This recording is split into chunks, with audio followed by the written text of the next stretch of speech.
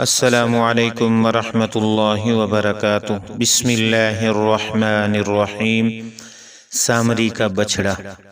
فرعون کی ہلاکت کے بعد بنی اسرائیل اس کے پنجے سے آزاد ہو کر سب ایمان لائے، اور حضرت موسیٰ علیہ السلام کو خداوند کریم کا یہ حکم ہوا کہ وہ 40 راتوں کا کوہ طور پر اعتکاف کریں، اس کے بعد انہیں کتاب تورات دی جائے گی۔ چنانچہ حضرت موسیٰ علیہ السلام کوہ طور پر چلے گئے اور بنی اسرائیل کو اپنے بھائی حضرت ہارون علیہ السلام کے سپرد کر دیا۔ آپ 40 دن تک دن بھر روزہ دار رہ کر ساری رات عبادت میں مشغول رہتے۔ بنی اسرائیل میں ایک حرامی شخص تھا جس کا نام سامری تھا، جو طبعی طور پر نہایت گمراہ اور گمراہ کن آدمی تھا۔ اس کی ماں نے برادری میں رسوائی و بدنامی کے ڈر سے اس کو پیدا ہوتے ہی پہاڑ کی ایک غار میں چھوڑ دیا تھا، اور حضرت جبرائیل علیہ السلام نے اس کو اپنی انگلی سے دودھ پلا پلا کر پالا تھا، اس لیے یہ حضرت جبرائیل علیہ السلام کو پہچانتا تھا۔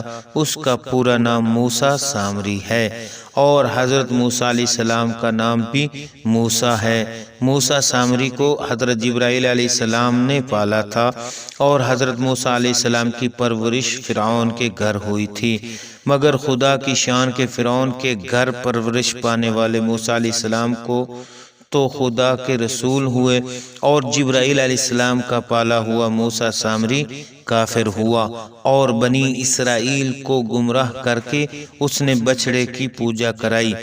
جن دنوں حضرت موسیٰ علیہ السلام کوہ طور پر معتکف تھے، سامری نے اس کی غیر موجودگی کو غنیمت جانا اور یہ فتنہ برپا کر دیا کہ اس نے بنی اسرائیل کے سونے چاندی کے زیورات کو مانگ کر پگھلایا، اس سے ایک بچڑا بنایا، اور حضرت جبرائیل علیہ السلام کے گھوڑے کے قدموں کی خاک جو اس کے پاس محفوظ تھی، اس نے وہ خاک بچڑے کے منہ میں ڈال دی تو وہ بچڑا بولنے لگا۔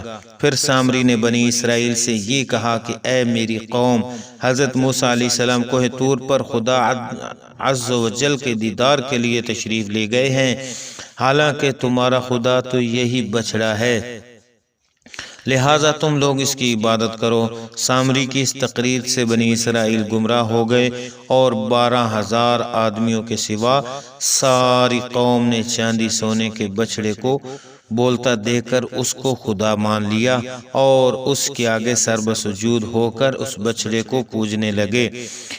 جب 40 دنوں کے بعد حضرت موسیٰ علیہ السلام خدا عز و جل سے ہم کلام ہو کر اور تورات شریف ساتھ لے کر بستی میں تشریف لائے، اور قوم کو بچڑا پوجتے ہوئے دیکھا تو آپ پر بے حد غضب و جلال طاری ہو گیا۔ آپ نے جوش و غضب میں تورات شریف کو زمین پر ڈال دیا، اور اپنے بھائی حضرت ہارون علیہ السلام کی داڑھی اور سر کے بال پکڑ کر گھسیٹنا اور مارنا شروع کر دیا، اور فرمانے لگے کہ کیوں تم نے ان لوگوں کو اس کام سے نہیں روکا۔ حضرت ہارون علیہ السلام معذرت کرنے لگے۔ حضرت ہارون علیہ السلام کی معذرت سن کر حضرت موسیٰ علیہ السلام کا غصہ ٹھنڈا پڑ گیا۔ اس کے بعد آپ نے اپنے بھائی حضرت ہارون علیہ السلام کے لیے رحمت اور مغفرت کی دعا فرمائی، اور آپ نے اس بچڑے کو توڑ پھوڑ کر جلا کر اور اس کو ریزہ ریزہ کر کے دریا میں بہا دیا۔